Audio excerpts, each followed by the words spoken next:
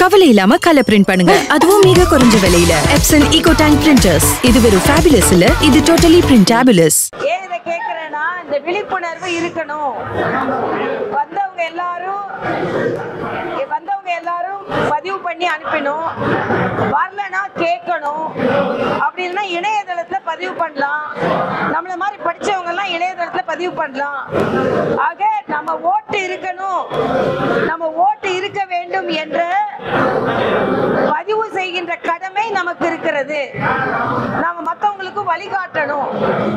ஏன்னா நாம இத பத்தி ஒரு தவறான தகவல் சொல்லி ஏதோ எஸ்ஐஆர்னா ஒரு பயமுறுத்தி பூதம் மாதிரி, இது ஒரு ஜனநாயக நடவடிக்கை. இந்த எஸ்ஐஆர்னாலதான் பீகார்ல 69% வாக்குகள் பதிவாகி இருக்குது. 54வது ஆண்டுல இருந்து நான் கேட்கிறேன், ஓட்டு திருடப்பட்டது என்றால் குறையுமா அதிகமாகுமா வாக்குப்பதிவு? 64 லட்சம் ஓட்டுகள் திருடப்பட்டது என்றால் வாக்கு சதவீதம் குறையுமா அதிகமாகுமா? பெண்கள் 10% வந்து வாக்களிப்பாங்களா இல்லையா? ஆக இன்னைக்கு திமுக தலைவர் அண்ணன் ஸ்டாலினுக்கும், முதல்வர் ஸ்டாலினுக்கும், எதிர்கட்சி இந்தி கூட்டணிக்கும் பீகார் மக்கள் பதில் அளித்திருக்கிறார்கள். அதிகமாக வாக்குச்சாவடிக்கு வந்து பதில் அளித்திருக்கிறார்கள். ஜனநாயக முறைப்படி ஒரு நடவடிக்கைக்கு ஜனநாயக முறைப்படி பதில் அளித்திருக்கிறார்கள். இதுதான் உண்மை. இதுக்கு பிறகு யாரும் எஸ்ஐஆர் பத்தி தவறா முன்னிறுத்த வேண்டாம். நேற்று தம்பி விஜய் அவர்களின் கட்சி இதற்கு ஆர்ப்பாட்டம் நடத்தியே இருக்க கூடாது. ஏன்னா கட்சி தொண்டர்கள் பிஎல் அண்ணன் கராத்தே தியாகராஜன் மிக அழகாக சொன்னார்கள். பிஎல்ஏ பிஎல்ஓ அவர்கள் அலுவலர்கள், பிஎல்ஏ 2 அப்படி நம்ம கட்சி தொண்டர்கள் தான் அவங்க கூட இருக்கிறாங்க. எதெல்லாம் வரைவு வாக்காளர் பட்டியல்ல வருதான்னு பார்க்கலாம். வரலனாலும் பின்னால நேரம் இருக்கு நமக்கு. ஆனால் ஒரு தூய்மைப்படுத்தப்பட்ட பட்டியல் நமக்கு கிடைக்க போகிறது. இதுல இன்னைக்கு காலையில உதயநிதியோட பேச்சை நான் பார்த்தேன். டிவியில பேசிக்கிட்டு இருக்காரு. அறிவாளிகள் தான் அறிவு திருவிழா நடத்துவாங்க, அறிவில்லாதவர்களுக்கு இதை பற்றி கவலைப்பட வேண்டாம்னு யாரு? உதயநிதி. அறிவாளியா இருக்கிறதுனால தான் நீங்க துணை முதலமைச்சர் ஆனீங்களா? நீங்க வாரிசா இருக்கிறதுனால துணை முதலமைச்சர் ஆனீங்க. ஆணவம் வேண்டாம் உதயநிதி அவர்களே, ஆணவம் வேண்டாம். நீங்க அறிவு திருவிழா நடத்திட்டு பேரை வச்சுட்டு உங்களெல்லாம் அறிவாளிங்க மாதிரியும் மற்றவங்க எல்லாம் அறிவிலிங்க மாதிரியும் பேசுறீங்க. ஆணவம் வேண்டாம். நீங்க முழு அறிவாற்றல்ல ஒண்ணு துணை முதலமைச்சர் ஆகல. அது மட்டும் இல்ல, அவர் இன்னைக்கு சொல்றாரு, திருடனுக்கு தான் போலீஸ்காரனை பார்த்து பயம். எப்படி? திருடனுக்கு தான் போலீஸ்காரனை பார்த்து பயம் வரும், அதனால எங்களை பார்த்து பயம் வருதுன்னு. அதே நான் திருப்பி சொல்றேன். எஸ்ஐஆர் பத்தி ஏன் பயப்படுறீங்க? நீங்க ஓட்டு திருடுறவங்களா இருக்கிறதுனாலதான் நீங்க எஸ்ஐஆர் பத்தி பயப்படுறீங்க.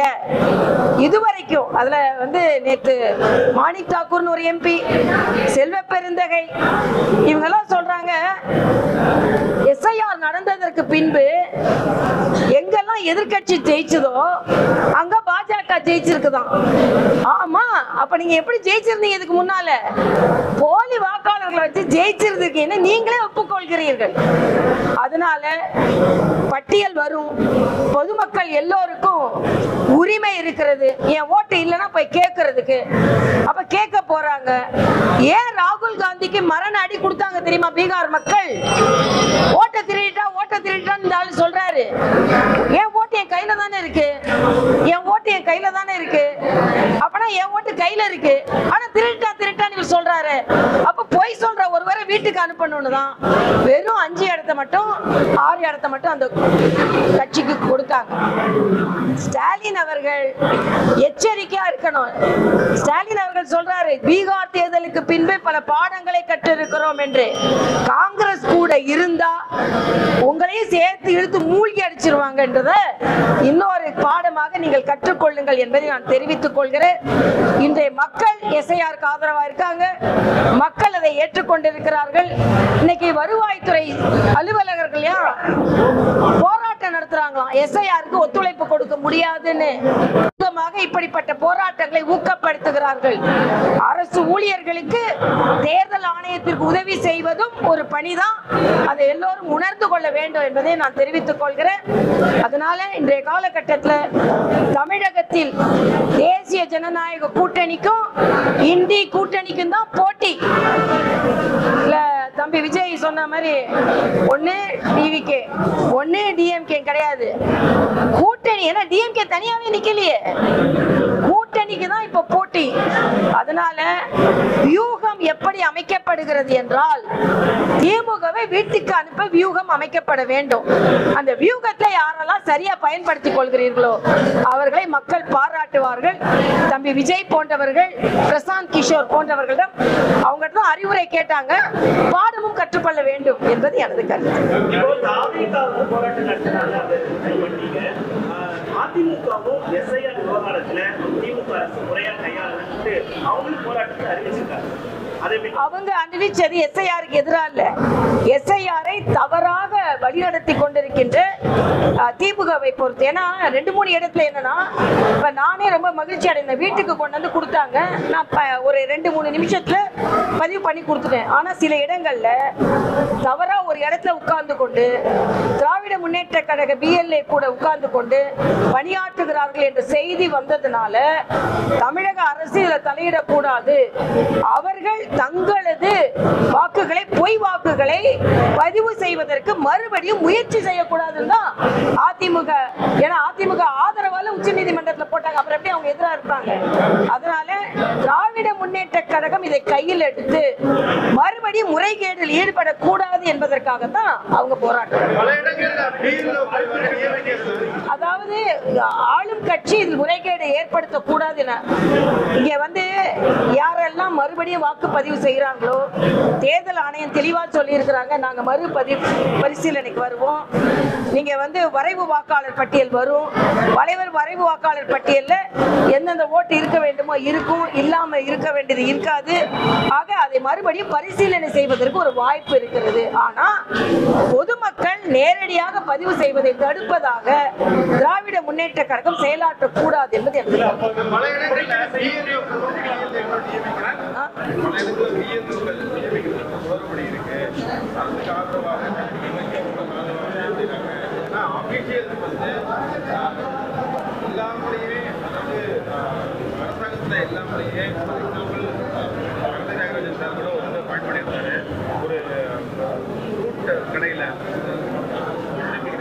கடையில் இருக்கிறவங்க வந்து அவங்க பிஎல்ஓக்கெல்லாம் நியமிச்சிருக்காங்க.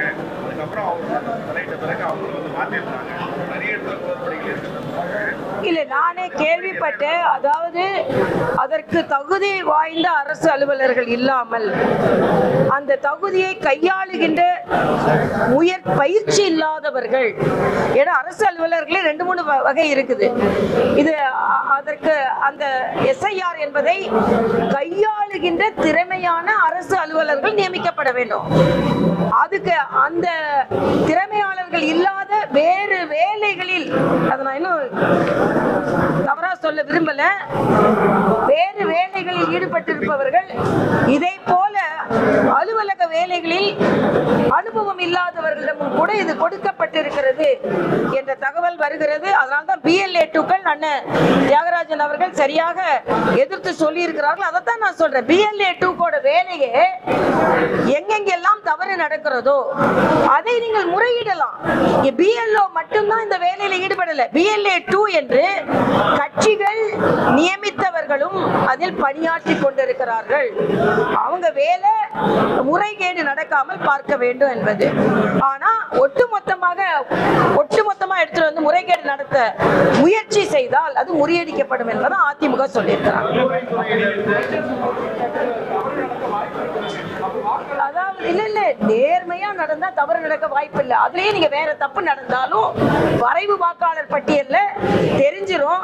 அதனால திமுக மறுபடி இந்த மாதிரி முறைகேடில் ஈடுபட வேண்டாம்னு நான் கேட்டுக்கொள்கிறேன். ஏன்னா இன்னைக்கு ஏஐ வைத்து எங்கெங்கெல்லாம் டபுள் வாக்குகள் இருக்குதோ, தவறான வாக்குகள் இருக்குதோ, வரைவு வாக்காளர் பட்டியல் வரும். அப்ப நம்ம வெரிஃபை பண்ணலாம். அதனால திமுக எப்போ மாதிரி முறைகேடில் ஈடுபட வேண்டாம் என்று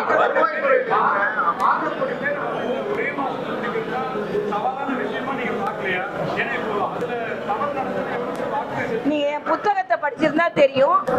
ஒரே மாதத்துல நடக்கிறது சவாலை பார்க்கல. ஏன்னா இன்னைக்கு தொழில்நுட்பம் அதிகரித்து விட்டது.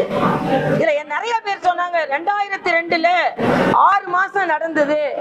இப்ப இருக்கிற தொழில்நுட்பத்துக்கும் அப்ப உள்ள தொழில்நுட்பத்துக்கும் நீங்க கம்பேர் பண்ணி பாருங்க.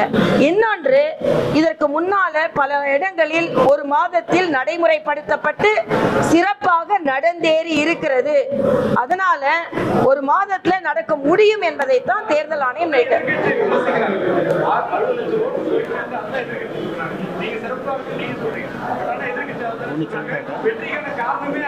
ஒரு நிமிஷம் 60 லட்சத்துல ஒருத்தர் கூட போட்டி போடலையா, வந்து போராடலையா கேக்குறேன். இல்ல யாருமே ஒருத்தர் கூட அவங்க குடும்பத்துல வந்து எங்க ஓட்டை திருடிட்டாங்கன்னு சொல்லல. இன்னொன்னு, அங்க போட்டி போட்ட காங்கிரஸை சார்ந்தவர்கள் கூட ஓட்டு திருட்டு நடந்திருக்கிறது. அதனால் மறு வாக்குப்பதிவு கேளுங்கள் யாரும் கேட்கல. அப்போ இவ்வளவு பெரிய தேர்தல் சிறப்பாக நடந்து முடிந்து ஆதாரபூர்வமாக நிரூபிக்கப்பட்ட பின்பும் இன்னைக்கு இப்படி நீங்க பேசாதீங்க என்பதை மக்கள் உணர்த்தி கொண்டிருக்கிறார்கள் என்பது.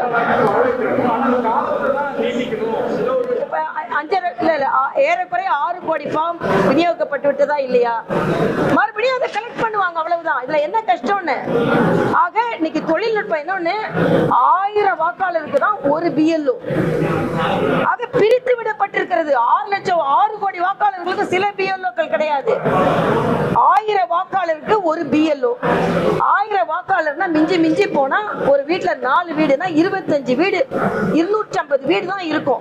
அந்த 250 வீட காலையில ஒரு 5 வீடு, சாயந்தரம் ஒரு 5 வீடுன்னு பார்த்தாலே ஒரு வாரத்துல முடிச்சிடலாம். ஆக பிரிச்சு அந்த BLA2 எங்க கட்சி தொண்டர்கள் இருக்காங்க. தமிழ்நாட்டில் தான் அதிக BLA2கள் இருக்கிறாங்க.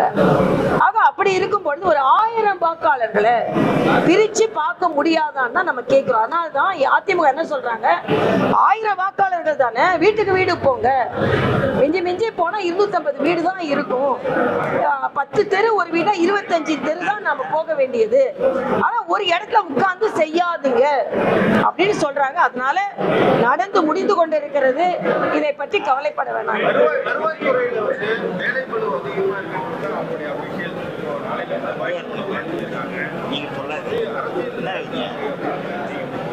முதல்ல வருவாய்த்துறை ஊழியர்களுக்கு தேர்தல் ஆணையம் என்ன பணி கொடுத்தாலும் அது அரசு ஊழியர்கள் செய்ய வேண்டும் என்பது அரசியலமைப்பு இருக்கிறது. வருவாய்த்துறை ஊழியர்கள் 24 மணி நேரமும் சிறப்பா செயலாற்றி இதனாலதான் பிரச்சனை அப்படின்னு சொன்னாங்கன்னா அதை என்னால் ஒப்புக்கொள்ள முடியாது. இதில் அரசியல் இருக்கலாம், ஆளும் கட்சி அவங்களை தூண்டி விட்டுருக்கலாம் தமிழ்நாட்டில். அதனால இது ஜனநாயக கடமை, எல்லோரின் கடமை இது. அவர்களும் அதில் பங்கெடுக்க வேண்டும் என்பது எனது வேண்டுகோள்.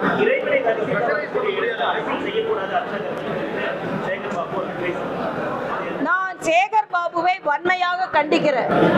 ஒரு அர்ச்சகர் அம்மா கையில தாமரை இருக்கு, அனைவர் உள்ளத்திலும் தாமரை மாதிரி மகிழ்ச்சியா இருக்கணும்னு சொன்னதை இங்க அரசியல் செய்ய வேண்டாம்னு சொன்னா, நீங்க ஆலயத்துக்குள்ள தாமரையே இருக்க கூடாதுன்னா லட்சுமி தாமரை மேல தான் உட்கார்ந்துருக்காங்க, சரஸ்வதி தாமரை மேல தான் உட்கார்ந்துருக்காங்க. ஆக தாமரையை பற்றி பேசுபவர்கள் ஆலயை விட்டு வெளியேறுங்கள்னு சொன்னா முதல்ல அறநிலையத்துறையை விட்டு சேகர் பாபு வெளியேறட்டும் நான் சொல்றேன். என்ன பேச்சு? ஒரு குளத்துல தாமரை பண்ண அரண்டுறாங்க. அங்க ஒரு பார்க்க சரி செய்தாங்க, அதுல தெரியாம ஒரு அதிகாரி தாமரை போட்டாரு. குளத்துல தாமரை போட்டோன்னு இவருக்கு நடுநடுங்க வந்துருச்சு. அதே மாதிரி கோயில்ல தாமரை போட்டோன்னு அதுக்கு அரண்டு போறாரு. ஆக தாமரையை பார்த்து அரசியல்ல மட்டும் இல்ல ஆன்மீகத்திலே அரண்டு போறாங்கன்னா நீங்க தாமரை தவிர்த்து ஆன்மீகம் கிடையாது, தாமரையை தவிர்த்து அரசியலும் கிடையாது. தாமரையை பார்த்து அரண்டு போக போகிறீர்கள் என்றால் நீங்கள் தான் மிரண்டு போவீர்கள். நீங்கள் தான் அறநிலையத்துறையை விட்டு வெளியேற வேண்டும். அந்த அர்ச்சகர் மீது நீங்கள் நடவடிக்கை எடுத்தீர்கள் என்றால் நிச்சயமாக பாரதிய ஜனதா கட்சி எதிர்க்கும். ஏனென்றால் அவர் ஒன்றும் தப்பா சொல்லலையே, சின்னத்துல போடுன்னு சொன்னா. நான் கேட்கிறேன், பல சிறுபான்மை வழிபாட்டு மன்றங்களில், வழிபாட்டு இடங்களில் தேர்தலுக்கு முன்னால இவங்களுக்கு தான் ஓட்டு போடணும்னு தீர்மானமா சொல்றாங்க. அதை என்னைக்கான எதிர்த்தீங்களா? பெருமையா வேற சொல்றாங்க. அவங்க எல்லாம் சேர்ந்து ஒட்டு மொத்தமா முடிவு பண்ணி எங்களுக்கு தான் ஓட்டு போடுவாங்க. அதனால ஆன்மீகத்தில் அரசியலை சேகர் பாபு தான் கலக்கிறார். கடுமையான எச்சரிக்கையை நான் விடுக்கிறேன். தாமரையை விடுத்து ஆன்மீகம் கிடையாது. சூரிய சுப்ரபாதம் ஒண்ணு இருக்கு, ஒண்ணு அங்க எதிர்த்தமா? சூரியனுக்கு சுப்ரபாதம் சில கோயில்கள்ல பாடுறாங்க, எதிர்த்தமா? குறுகிய மனப்பான்மையை அறநிலையத்துறையில் காண்பிக்க வேண்டாம் என்று சேகர் பாபுக்கு நான் எச்சரிக்கை விடுக்கிறேன். நான் சொல்றேன்,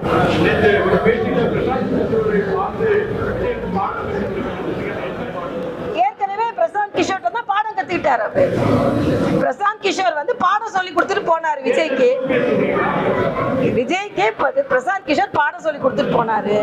அந்த பாடம் சொல்லி கொடுத்தவர் என்ன ஆனாருன்னு நீங்க பாடம் கத்துக்கப்பான்னு சொன்னேன். உண்மைதானே? பிரசாந்த் கிஷோர்ட்ட பாடம் கத்துக்கலன்னு சொல்லுங்க. கத்துக்கிட்டார்ல. பிரசாந்த் கிஷோர்ட்ட பாடம் கத்துக்கிட்ட திமுக, பீகாரிகளை மோசமா பேசின திமுக அதே பிரசாந்த் கிஷோரையும் அமர்த்தினாங்க. அதனால தனக்கு பாடம் சொல்லி கொடுத்த பிரசாந்த் கிஷோருக்கு என்ன ஆச்சுன்னு தம்பி விஜய் தெரிந்து கொள்ளட்டும். இல்ல, பிஎம் ஒண்ணு மாற்று கருத்து சொல்லலையே. பிஎம் அவர் அரசியலுக்கு வர சொல்லலையே. பிஎம் அவரை வியூக அமைப்பாளர் மட்டும்தான் பார்த்தாரு. ஆனா இவர் அரசியலுக்கு வர்றதுக்கு முன்னால வரைக்கும் வியூக அமைப்பாளர் வெற்றி தான் பெற்றார். அரசியலுக்கு வந்தா புதுசா அரசியலுக்கு வர்றவங்களுக்கு இதான் கதிப்பா அப்படின்னு சொல்லு. பத்திரிகை தம்பிங்களா, நான் ஒரு சொல்லிக்கிறேன். நீங்க கொஞ்சம் சீக்கிரம் உள்ள வந்ததுனால மழையில் இருந்து காப்பாற்றப்பட்டீர்கள். மழை பெய்து வெளியே அப்படின்னு அதெல்லாம் சொல்லுவாங்க. நீ அமெரிக்கா மாதிரி சிங்கப்பூர் மாதிரி ஆக்குறேன்னு சொன்னீங்க, ஆக்க முடியல. என்ன அமெரிக்காவை உதாரணத்துக்கு கொண்டு வந்து விட்டீங்க. அமெரிக்கா மாதிரி இல்ல, எங்க திராவிட அரசு அதை விட ஜாஸ்தியா நல்ல வேலைன்னு சொல்லாம என்ன அமெரிக்காவுக்கு போயிட்டாங்க. அவங்க சிங்கப்பூரை ஆக்குவேன் சென்னைன்னு சொன்னது என்னாச்சு ஸ்டாலின்? கூவத்தை சுத்தப்படுத்துவேன்னு சொன்னது என்னாச்சு ஸ்டாலின்? அதனால இன்னைக்கு 4000 கோடியை செலவழிக்காம போட்டு வாங்குறாங்க. மீனவர்கள்ட்ட இருந்து போட்டு வாடகைக்கு வாங்கினது போய் சென்னை மாநகராட்சி சொந்தமா போட்டு வாங்குறாங்க. நான் ஒண்ணு கேள்விப்பட்டேன், வேலைச்சேரில இருந்து ஒரு தம்பி போய் பேங்குக்கு போனாராம். கார் வாங்க லோன் வேணும், இல்ல போட்டு வாங்க லோன் வேணும்னு கேட்டாராம். கடைசியில இப்ப எல்லாரும் போட்டு வாங்க வச்சுட்டீங்களேப்பா. ஓட்டு வாங்கிட்டு போட்டை வாங்க வச்சுட்டீங்களே, அதான் எங்களோட கவலை. ஓட்டு வாங்குனீங்க, அதனால ஒழுங்கா வேலை செய்யுங்க, போட்டு வாங்க விடாதீங்க. இன்னொன்னு, அங்கீகரிக்கப்பட்ட கட்சிகளுக்கு ஒரு BLA 2 தான். 12 அங்கீகரிக்கப்பட்ட கட்சிகளுக்கு BLA 2 1 தான். ஆனா திமுக அதிகமாக BLA 2 போட்டுட்டு குழப்பம் ஏற்படுத்துகிறார்கள். தேர்தல் ஆணையம் எந்த அங்கீகரிக்கப்பட்ட கட்சியோட எந்த அங்கீகரிக்கப்பட்ட BLA 2 அவரை மட்டும்தான் பணிக்கும் பயிற்சிக்கும் கூப்பிடணும், அவரை மட்டும்தான் பணியாற்ற செய்யணும்னு நாங்க கண்டிப்புடன் கேட்டுக்கொள்கிறோம். எல்லாரும் BLA 2 DMK உள்ள வரதை நாங்கள் தவிர்க்க வேண்டும் என்று கேட்டுக்கொள்கிறோம்.